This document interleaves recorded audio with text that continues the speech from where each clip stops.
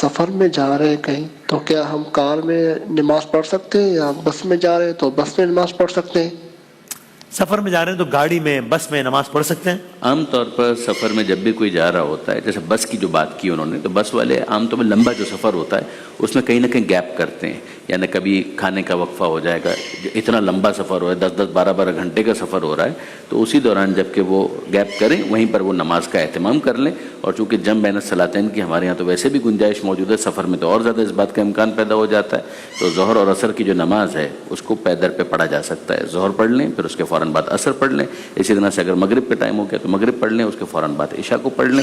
تو اس طریقے سے ان کی نماز کا یہ مسئلہ حل ہو جائے گا. ٹرین کے اندر ممکن ہے کہ اس طرح کی فیسلٹی اویلیبل نہ ہو، تو پھر ٹرین کے اندر جب ٹرین چل رہی ہے اسی میں اس طرح سے کہ ایک سکون کے ساتھ وہ کم سے کم اپنا نماز پڑھنے کا اہتمام کر لیں، اور اپنے موبائل کے ذریعے سے اس بات کا اندازہ کر لیں کہ کس طرف خانہ کعبہ ہے، قبلہ کی طرف رخ کر لیں اور اپنی نماز پڑھ لیں.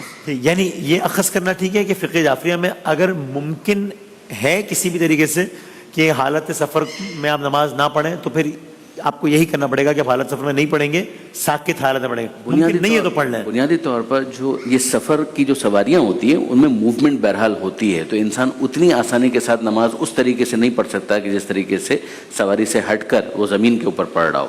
اس لیے اس کو اوائڈ کرنا بہتر ہے. مگر بہت سارے ایسے سوفسٹیکیٹڈ سواریاں آ چکی ہیں کہ جن کے اندر ذرا سا پتہ بھی نہیں ہلتا، مگر اس میں پھر پرابلم ہوتا ہے قبلے کی ڈائریکشن کا کہ تھوڑا بہت موومنٹ ہو رہا ہے. لیکن اگر آپ سکون کے ساتھ زمین کے اوپر ہیں تو ظاہر ہے کہ اس کے ذریعے سے اندازہ کرنا زیادہ آسان ہوگا کہ خانہ کعبہ کس طرف ہے. اوائڈ ہو سکتا اتنا کریں، یہ اس کا خلاصہ یہاں کیا یہ ہے کہ نہیں اوائڈ نہیں بھی ہو بھی سکتا ہو تو بھی آپ نہ بھی کریں اوائڈ، تو سفر میں پڑھ سکتے ہیں نماز.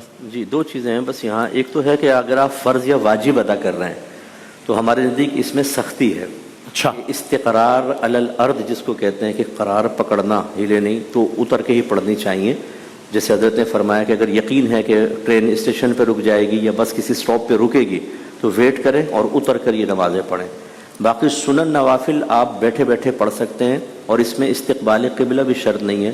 جس رخ سواری جا رہی ہے آپ اسی رخ پڑھ سکتے ہیں. صحیح. اچھا، اب سیکنڈ آ گئی کہ ٹرین رک نہیں رہی اور بس نہیں رک رہی، تو اس میں حکم یہ ہوتا ہے کہ ہم یہ کہتے ہیں ایک پتھر اپنے ساتھ ضرور رکھیں، چکنا کوئی پتھر گول سا اپنے ساتھ رکھ لیں، تاکہ اگر آپ کا وضو نہیں ہے تو وہیں آپ تیمم کریں اور اسی طرح بیٹھے بیٹھے آپ نماز پڑھ دیں. ٹرین میں جیسے فرمایا تھوڑا سا آسانی ہوتی ہے کہ کھڑے ہو کر آدمی استقبال قبلہ کو دیکھ کر ہل تو رہا ہے لیکن پڑھ سکتا ہے.